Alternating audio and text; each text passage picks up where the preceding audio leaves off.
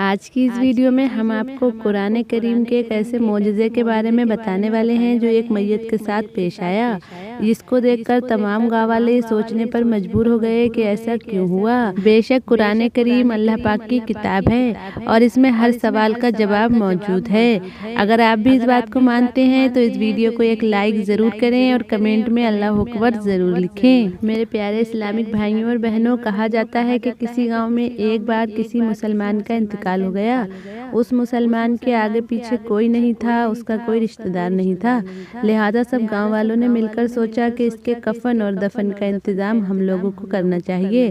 اس شخص کو غسل دیا جانے لگا، اس کی میت تیار ہو گئی۔ جب اس کو قبرستان لے جایا گیا، اس کا نماز جنازہ پڑھایا گیا، تب قبر کھودنے کی باری آئی۔ دو شخص قبر کھودنے میں لگ گئے۔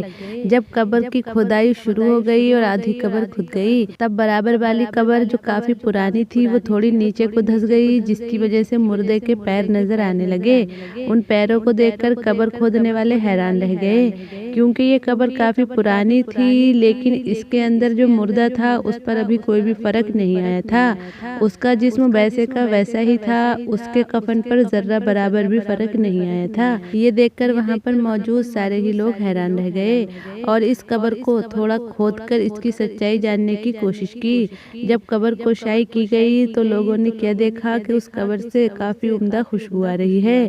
ایسی خوشبو آج تک لوگوں نے کہیں بھی محسوس نہیں کی تھی، لہٰذا ان لوگوں نے قبر کو دوبارہ سے بند کر دیا اور جس مردے کو دفنانے آئے تھے اس کو دفنا کر سب لوگ اپنے گاؤں واپس آ گئے۔ تب گاؤں والوں نے ایک فیصلہ لیا کہ ہمیں اس قبر کی سچائی جاننی ہے کہ اتنا پرانا مردہ لیکن اتنی عمدہ خوشبو کیوں آ رہی ہے۔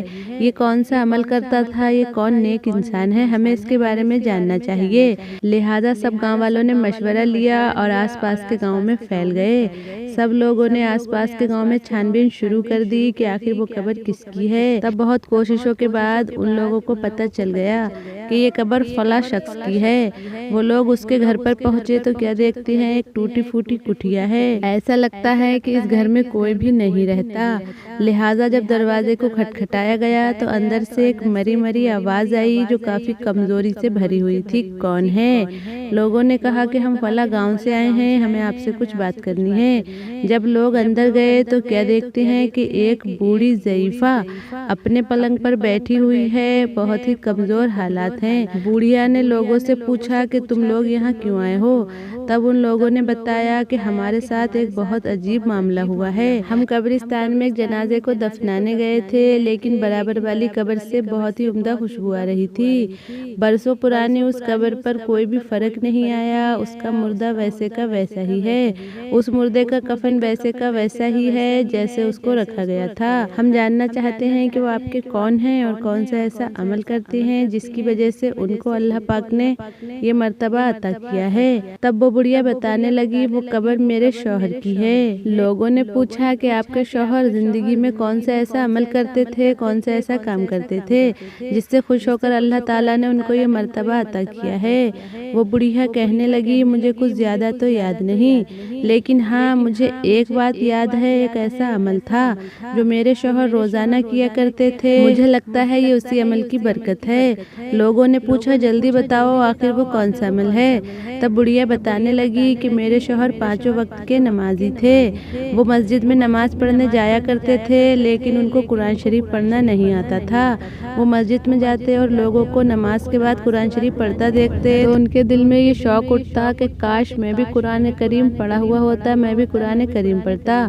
وہ گھنٹوں بیٹھے لوگوں کو دیکھتے رہتے جب لوگ قرآن شریف پڑھتے اور اس کو سنتے رہتے، اور جب وہ گھر آتے تو مجھ سے کہتے کہ کاش میں بھی قرآن کریم پڑھا ہوا ہوتا، میں بھی قرآن شریف پڑھتا، مجھے قرآن شریف پڑھنے کا بہت شوق ہے۔ یہ کہہ کر وہ بہت غمگین ہو جایا کرتے تھے، ان کی آنکھوں سے آنسو جاری ہو جاتے، وہ روتے رہتے اور کہتے میں کتنا بڑا بد نصیب ہوں، کتنا بڑا بدقسمت ہوں جو میں قرآن شریف کو نہیں پڑھ سکتا۔ اور یہ کہتے ہوئے وہ قرآن شریف کو اٹھا لیتے اور اس کو کھولتے، جو بھی آیت ان کے سامنے آ جاتی اس پر ہاتھ رکھتے اور کہتے کہ اللہ بے شک तेरी ये किताब सच्ची है। तूने कुरान करीम में जो भी उतारा है वो सच्चा है, वो हक है। तूने इस कुरान करीम में जो भी कहा है वो हक है और तू सबसे बड़ा सच्चा है। तेरी ये किताब भी सच्ची है। और फिर कुरान करीम को बंद करके अपने सीने से लगा लेते और फिर वापस रख देते। ये एक ऐसा काम था जो मेरे शौहर रोजाना किया करते थे और मुझे लगता है इसी अमल की बरकत और कुरान करीम की बरकत से मेरे शौहर को ये इनाम मिल रहा है। तो मेरे प्यारे मुसलमान भाइयों और बहनों, देखा आपने कि कुरान करीम से मोहब्बत करने का क्या इनाम मिलता है। तो सोचिए ज़रा, जो लोग रोज़ कुरान करीम को पढ़ते हैं उनको कितना सवाब मिलता होगा। तो जो लोग कुरान करीम से सच्ची मोहब्बत करने वाले हैं वो इस वीडियो को दूसरों तक ज़रूर पहुंचाएं, ताकि दूसरे भी इस वीडियो से सबक हासिल करें और उनके दिल में भी कुरान करीम की सच्ची मोहब्बत पैदा हो जाए।